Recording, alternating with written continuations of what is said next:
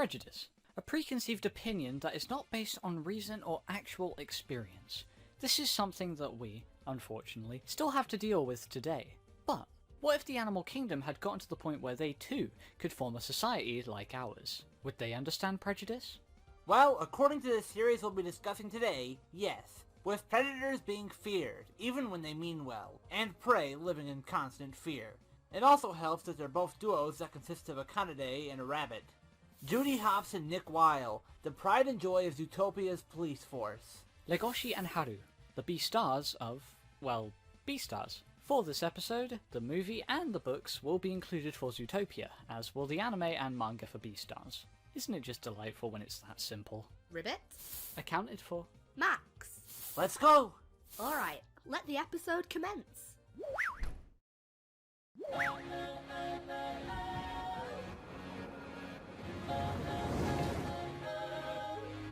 Zootopia, a large city that houses animals of every shape and size, consisting of several districts, high buildings, and a welcoming aura. Any animal would want to go there to achieve their greatest dreams. Such is the case with Judy Hopps. Judy had always had dreams of becoming a police officer in Zootopia, hoping to become the very first rabbit cop. Unfortunately, because of her short stature and status as prey, she was forced to become a meter maid instead. She longed for bigger and better things, which would eventually come to her when she met Nick Wilde. Nick initially seemed like a pretty normal, loving father. However, turns out he was a con artist who hustled Judy into paying for a jumbo pop, which he then resold. This life was one that Nick believed was chosen for him due to his childhood trauma. When Nick was a child, he had wanted to join the Boy Scouts, but due to being a predator, it was a little difficult. But when he was seemingly accepted into the Scouts, he was led to an initiation. Unfortunately, this was a trap, and the Scouts forced a muzzle onto him, considering him a threat. Nick and Judy's paths crossed once again, once Judy realised that Nick was a potential lead to an otter that had recently disappeared. She proceeded to blackmail him with a recording which could potentially get him arrested for tax evasion. The two investigated the case together, growing a stronger bond as they overcame the Mafia, broke into highly guarded facilities, and even escaped the most terrifying place on Earth. The DMV. The two eventually uncovered the truth behind the sudden increase in savagery found in predators, and restored peace across Zootopia, with some bumps along the way. Nick even became a member of the force himself. In order for Nick and Judy to join the police force, they had to get past their training. Presumably for Nick anyways. But we actually got to see what Judy had to go through. Starting off, when Judy was facing off against a rhino in the ring, she was able to redirect its punch, and knock it back into him. Judy was able to kick this ram off a train and send it flying in the process. Taking its size and weight into account, along with how far it was sent flying, Judy would be outputting roughly 85 kilojoules, which would make her wall level. These rams were seen denting these metal doors earlier too. In order for them to perform this, they'd need to be outputting roughly 660 kilojoules, which is an even higher end of wall level. Nick should for sure be comparable too. She was even scared of him when he tested her out earlier on in the movie, so Nick would be wall level as well. Nick was also able to lift this extremely large jumbo pop, which, looking at its size, would weigh around 1,800 pounds. In order for him to move it around as quickly as he did, he'd be street level. Yeah, not as strong as the other feats, but enough to make wall level a lot easier to believe. Meanwhile, Judy was able to prevent a bunch of small buildings from toppling over by pushing them back. The weight of those buildings together would weigh roughly 1,500 pounds. Finally, Judy was able to damage Nick himself in this very official comic here! All of this is matched by their durability. Both survived falling from the top of a waterfall, Nick survived being smashed through a balustrade by a bloodlusted panther, and remember the aforementioned rams which had that wall level feat? Well, Nick and Judy survived being charged into by one of them, which makes their wall level strength and durability even more consistent. Both are quick on their feet, able to outrun a bloodlusted panther, which could run up to 50 miles per hour. In less than a second, Nick was able to disappear from Judy's sight and travel to the end of the street, and Judy was similarly able to boot Nick's stroller in a blink of an eye. In order for Judy to boot Nick's stroller that quickly, she would need to be moving at speeds of 246 miles per hour. This isn't even the only time that Judy moved at over 100 miles per hour. She moved around at over 105 miles per hour while handing out parking tickets. This insane speed is thanks to her extremely strong legs. Even when simply reacting to things without running, she can duck under ceiling lights while on a moving train, and sway out of the way of a flaming tank that was thrown by an explosion. Aside from their physical stats, they have innate skills that help them along the way. Nick, as shown by the fan-favorite book adaptations, has great night vision. He can see in the dark. Night vision helps Nick escape from dark places. He shows Judy which way to go. Judy also has great eyesight according to these classic books, allowing her to see faraway buildings, and she has great hearing as well. This hearing, quote unquote, helps her do her job, which is nice to see. Here I was thinking that they would actually make her quite shit at her job. This is shown best in the movie though, allowing her to hear the expiration of parking tickets even when in a busy city. Nick appears to have hammer space too, able to pull out a suitcase that was far too big to fit in his pockets. Both also have cold resistance, able to walk around in the polar district without even shivering. Nick was even wearing a short-sleeved shirt. Plus, Judy endured being dropped in freezing cold water when she was training. Being police officers, their arsenals consist of the gear that they are granted. These two cruise around in a police car, which can likely travel at over 150 miles per hour considering how fast police cars usually are. Judy also shows that she has a pair of handcuffs. Nick likely does too, being on the same force as her. And finally, Judy has fox repellent. Would she have even kept that? It would probably undercut their friendship if she still had that laying around, considering Nick and Judy stopped being friends because of it. A smart move on her part to get rid of that, which is one of the many smart moves she makes in this movie. Judy graduated from the Zootopia Police Academy as the top student.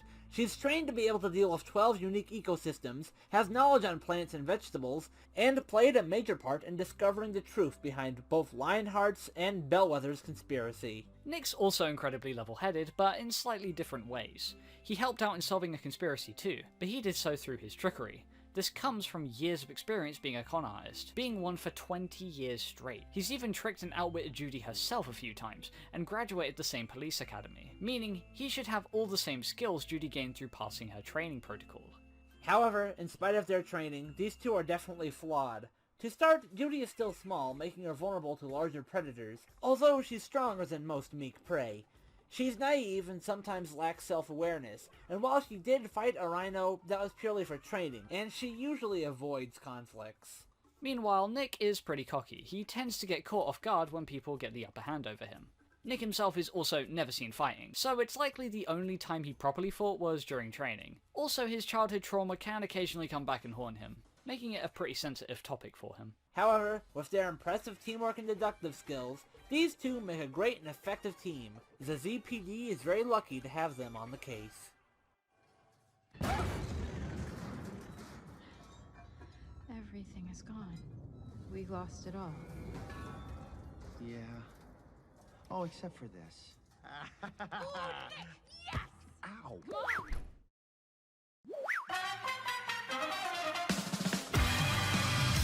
I'm walking on the wild side. Sorry, I just really like Beastars. The more of that song that's obscured by us talking and or singing, the less likely we are to get copyrighted, so be my guest. And I will agree that the opening is relatively appealing. However, the same can't be said for the world that we're now discussing.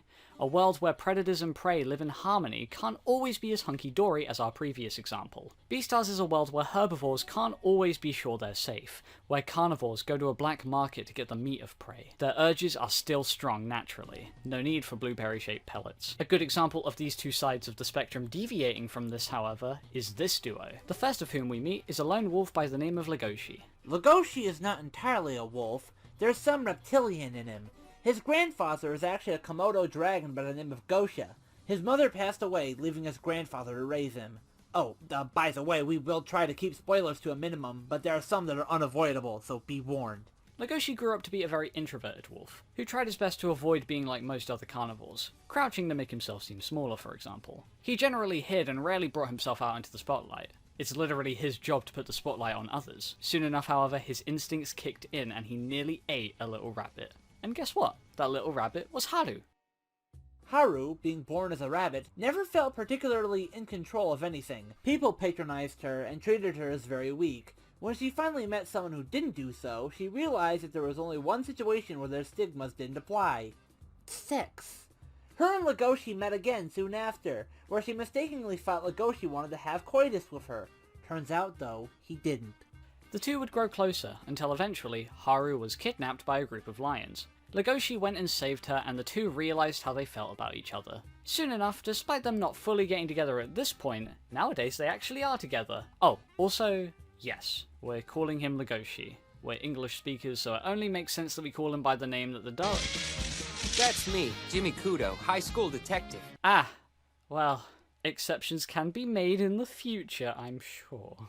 In regards to saving Haru from the lions, Legoshi had to do so with his bare hands, which took some really impressive strength.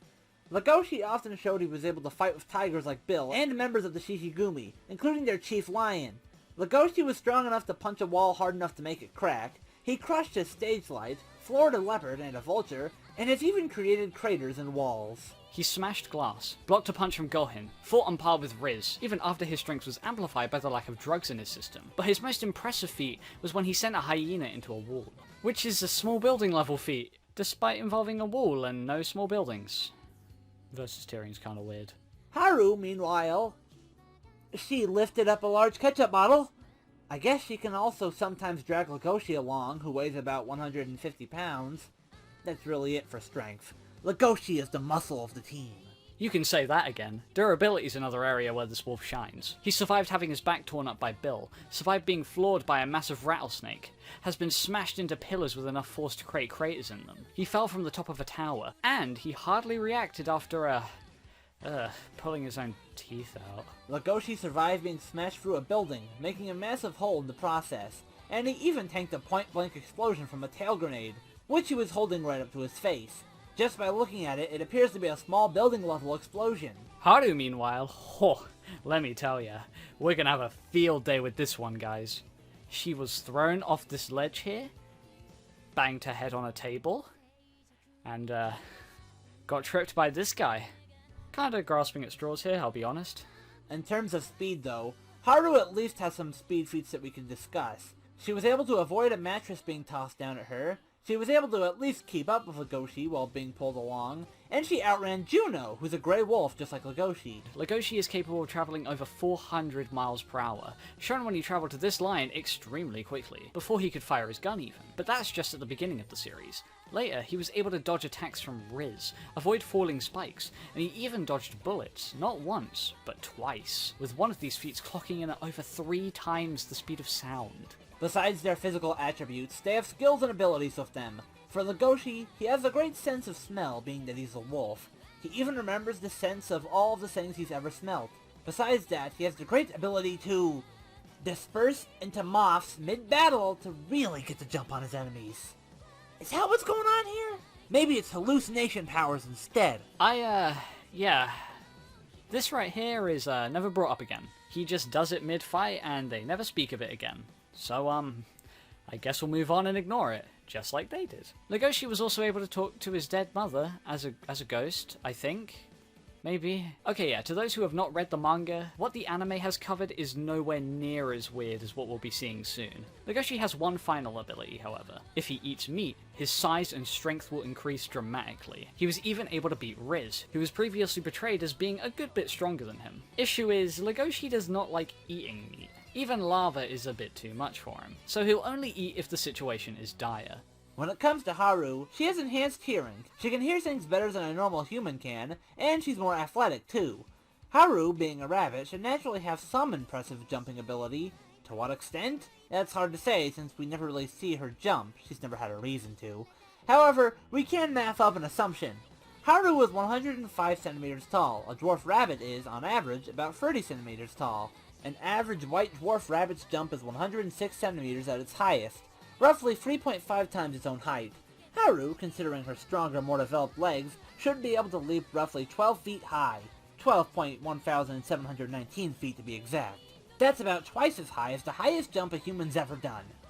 Legoshi and Haru don't have much to cover weapon-wise. Legoshi has been seen using spears, and Gohin's special sleeping gas. Once placed over someone's mouth and nose, they'll be sent to sleep quickly. Haru, meanwhile, is a gardener, and so has been seen using things like shovels and pitchforks. Never offensively, mind you. Maybe if things get dire enough. Lastly, we have intelligence. Haru has been seen being able to analyze others and her emotions pretty well. Especially impressive considering her boyfriend is Legoshi, one of the hardest to read animals out there.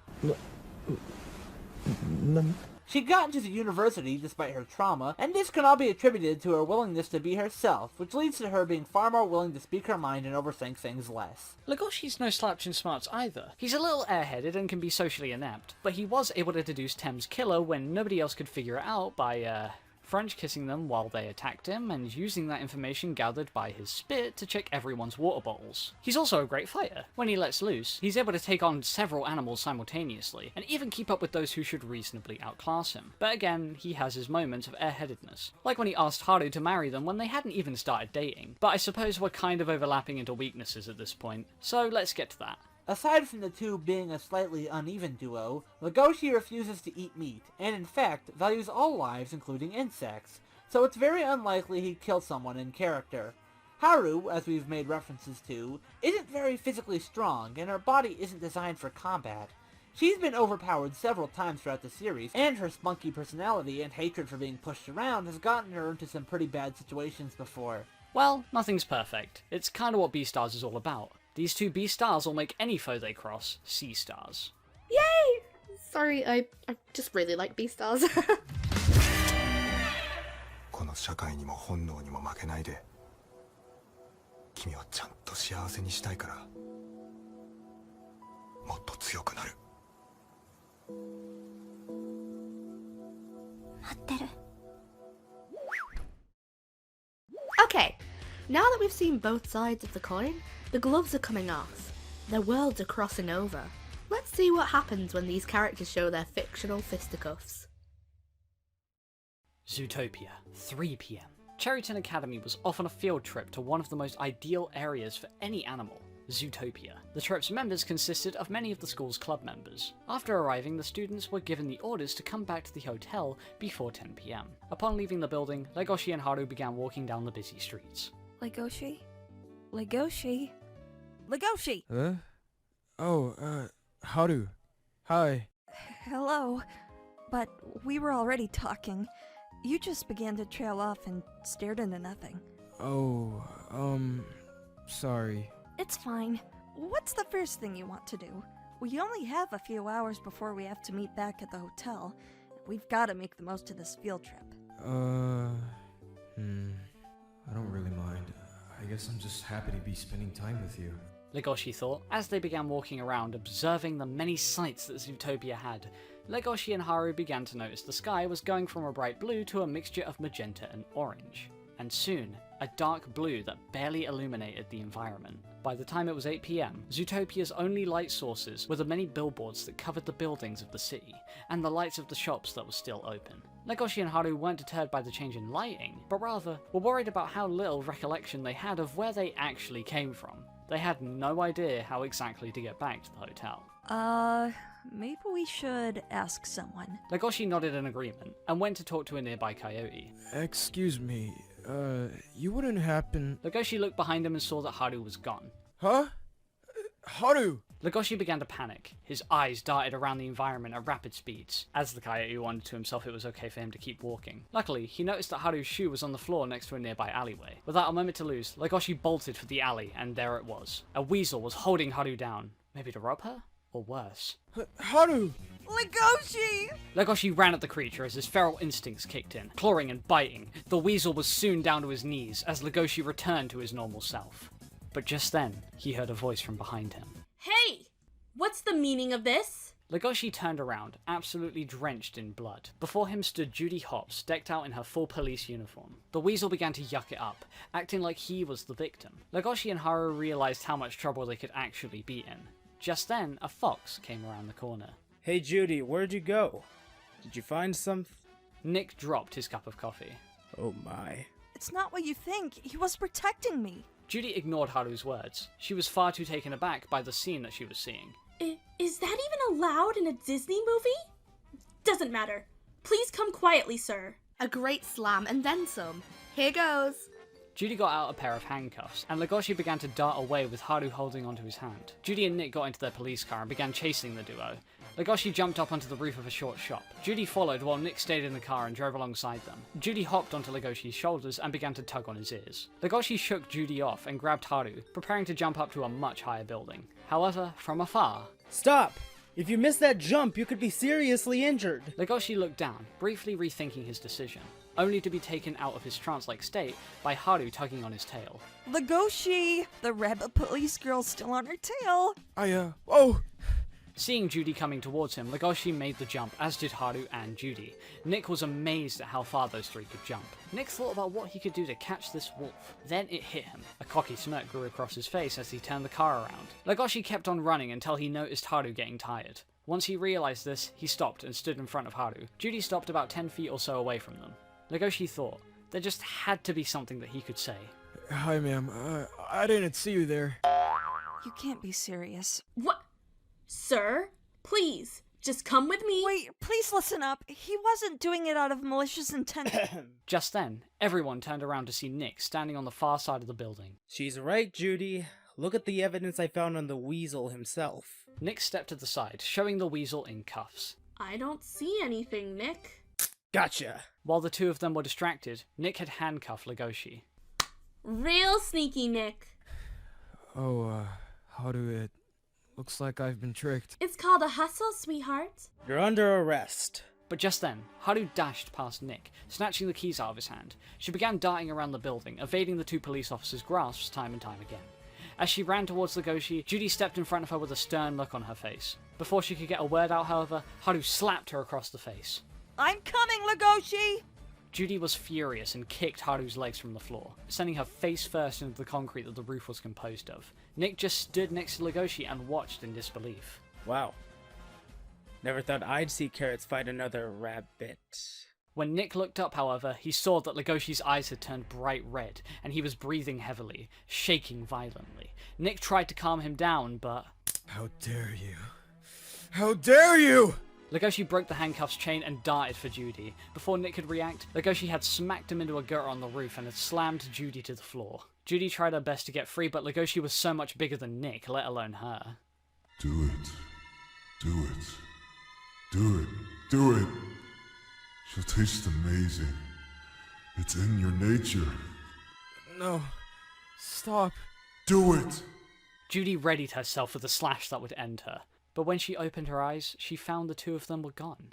Judy and Nick both got up and looked around. Nothing. They headed back to their car, and saw a note and broken handcuffs next to it on the hood of their car. Nick picked the note up and chuckled.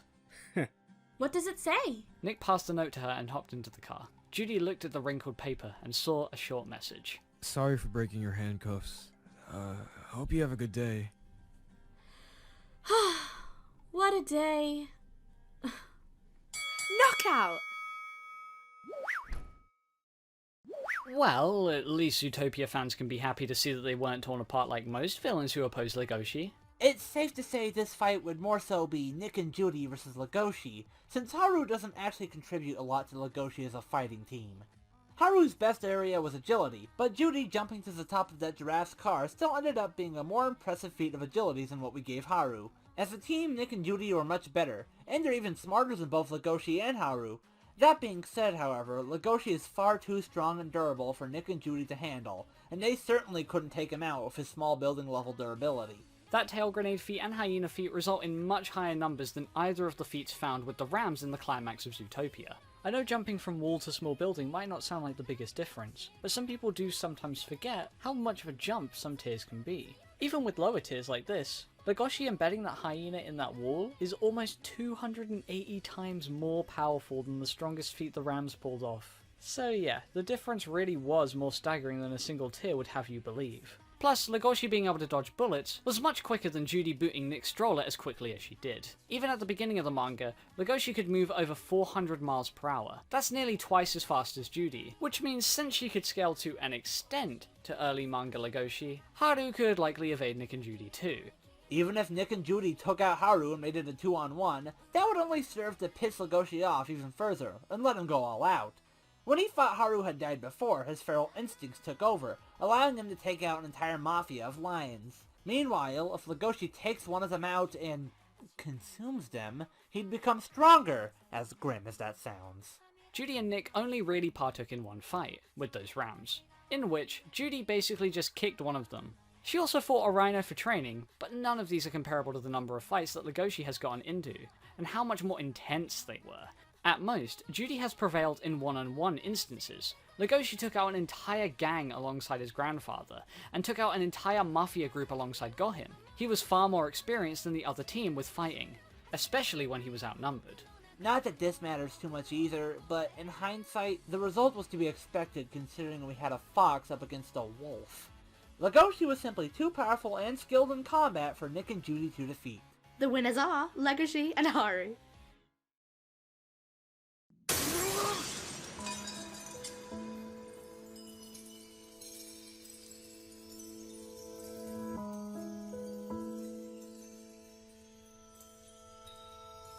I tell you a story, floating on the moon in the night. It is tenderly sweet, but it is a little bitter and slightly sad. When I hear the clock, it's ticking, talking, count the love.